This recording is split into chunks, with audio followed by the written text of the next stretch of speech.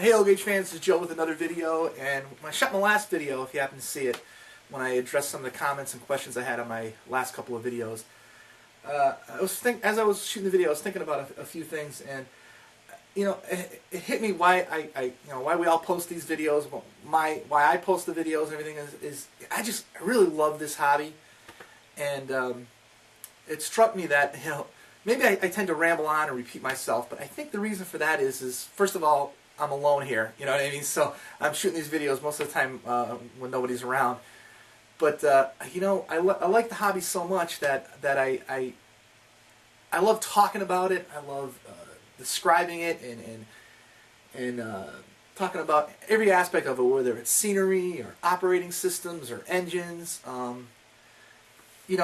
love talking about it and discussing it, and I think that's why we shoot the videos. That's why I do. That's why I tend to ramble on at these videos sometimes. Because let me tell you something. When I shoot my videos, unscripted. I don't.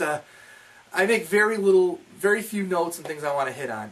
And like this video for right, shooting it completely off the cuff because it was just something I thought of while I was shooting my last video. But That's why I think that's why a lot of us do this, is because we love the hobby so much that we like to talk about it, we like to ramble on about it, and that's what I do, you know what I mean? I like to do it a lot. Another thing I wanted to talk about is, if you've noticed my last couple of videos, my layout's kind of a mess right now. It's a little incomplete, things like that.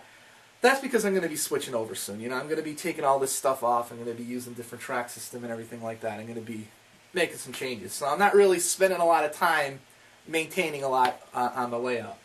But one of the things I started getting into a little while ago, and I did mention this, I'm not sure if I mentioned this in one of my other videos or not, I started doing a little bit of customizing. And I'm really digging it. I really like doing it. One of the first things I did was this car right here. This is a Lionel barrel car right here. And what I did was, it was originally green.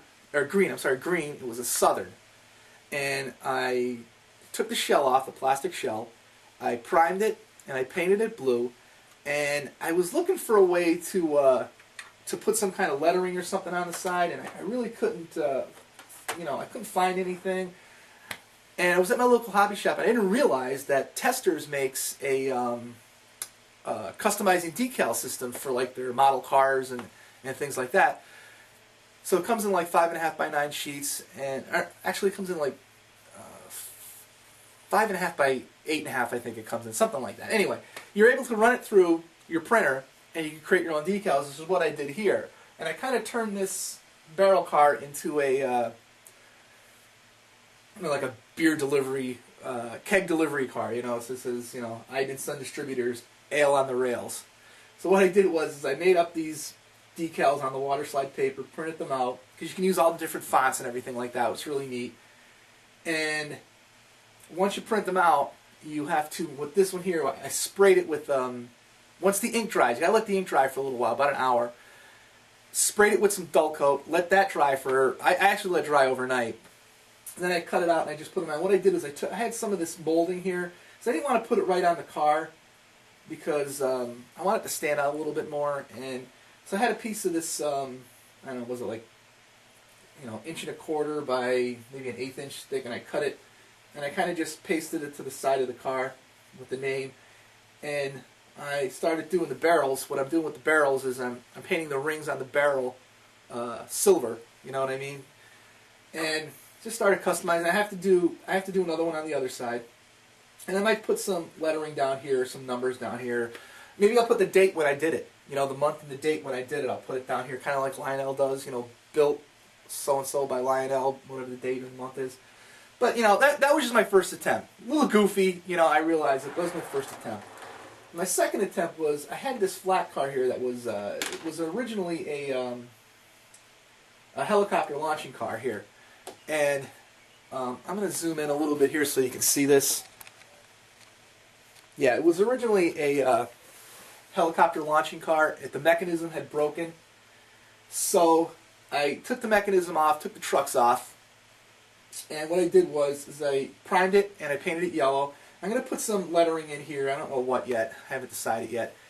And I kind of highlighted the linkage here for the brake and everything like that. and I started adding some freight. And what I'm going to do is I'm going to get some black rubber bands as like tie downs. You know what I mean? So, you know, it's just a little customized car. Let me zoom back out here.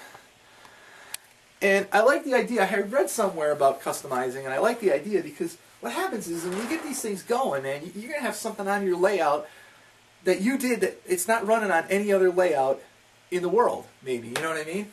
But yeah, that's what I'm going to do. I'll put the trucks back on, and I'll use rubber bands to make it look like black rubber bands to make it look like tie downs. And another thing I started doing was I wanted to detail out some of these plastic-filled buildings here, and I started doing this one here, the roof, and it'll look a little bit better when you dull coat it. But I'm starting to paint it. Obviously, this side I haven't done yet. This side here is, but you know, these other sides and the roof have kind of. Again, another first step. These wires you see hanging out here is they make these really cool lights. Let's see if I have some right here. I think you get like 10 of them or 8 of them for 6 of them for like $5, and they're basically just small little lights with adhesive on the one side. And I just stuck it up in there. I don't know if you can see it. The light's in there, and these are the wires that hang down. And eventually, I'll light this building, you know. And I've got a couple of. This was like the Hobo Village or something like that. You know, got a little outhouse there.